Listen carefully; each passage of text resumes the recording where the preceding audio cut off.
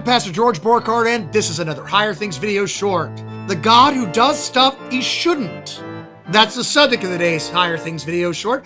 Hey, if you love these videos, if you have been daring to be Lutheran with us this Lenten season, having a blast while you do it, summon with the Lutherans. It's okay. I won't tell anybody. Go ahead and hit like and subscribe today. You hit the bell too so you get a notification whenever we have a new video. You can also go to support.higherthings.org and give today. Your tax-deductible gift will keep these videos rolling. Okay, so the God who does stuff he shouldn't. Today's reading in the traditional gospel, traditional lectionary, has Jesus hiding from men. He has a fight in John 8, and God hides from men in the temple.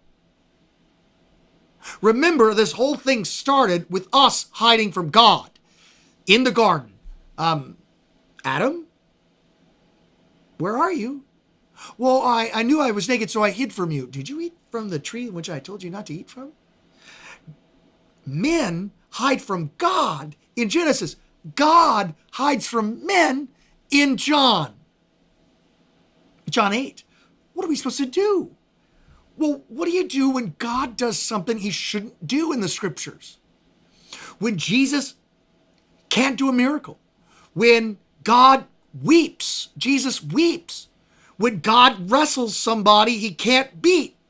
It's like WrestleMania weekend. God can't beat Jacob. What do you do? Well, you repent. You see, you don't get to tell God what he can and can't do. You don't set up a bunch of definitions about what God should do. He is the universal champion of wrestling. So he must beat Jacob when he wrestles Jacob. He's like Superman and doesn't have to hide from anyone. He doesn't need to eat. He's God. He doesn't need to cry. What kind of girly man is this? Girly God is this? No, you repent and you look at Jesus and you look how Jesus is God and you see in Jesus, that's how God is. That's how God is. That's how God is. See Jesus doing something, you observe how God is. It is not that God can and therefore he does. Jesus does, and so we see that God pretty surely can. I can rewind it for you so you can see it again. That's profound. It's not although Jesus can, therefore he does. We see Jesus do things, and so we observe that he must pretty surely can. That is our Christology. Christology, which is not based upon a definition of God and a definition of man. No, we see Jesus do something. We go, that's how Jesus is. That's how God is. For me, why does God hide in the temple in John? He hides because it's not his time to die. Passion Week's just beginning. It's the first part of it. He's not supposed to die until chapter 19. That's 11 chapters away.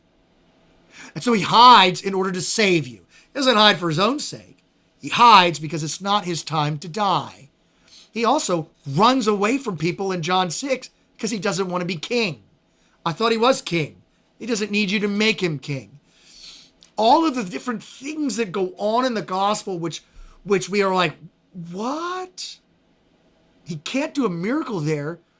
We should observe as part of the thing that happens when real things occur in the scriptures, as opposed to a made-up God. That doesn't happen in Mormonism. It doesn't happen in Islam, where God can't do something. Allah can do everything. And Joseph Smith's God, he can do a bunch of things too. You can have your own planet if you believe in him. The real God, the true God, has to hide from sinners in order to save you. God does all that he does in order to save you. Now, you could explain this in a different way. He can't do miracles in Nazareth because they don't believe in him in respect to his humanity. His divinity can do everything. He hides because of his humanity, but his divinity never hides. That's a nice way of doing it, and many classical theologians have done that. But you don't have to do that. You can simply look at the text and go, you know he's hiding? God's hiding from men. Why is that? Because that is how much he loves me. He loves me. He's not going to let them kill him yet. There are other times in the scriptures where they're about to stone him and he walks through the crowd. God walks through sinners. Why doesn't he do it here? Take it up with Jesus. Again, watch Jesus being God. Everything that God does, he does in order to save you. He doesn't have to prove he's God. I'm going to throw you back like I'm going to do in John 18, where Jesus says his name, I am. Are you Jesus of Nazareth? I am. And the force of his name knocks them all down like dominoes. They all go falling down. He could have done that in John 8, but instead, he shows us that only God is so free to hide. Because God doesn't have to prove he's God. We do that sort of thing.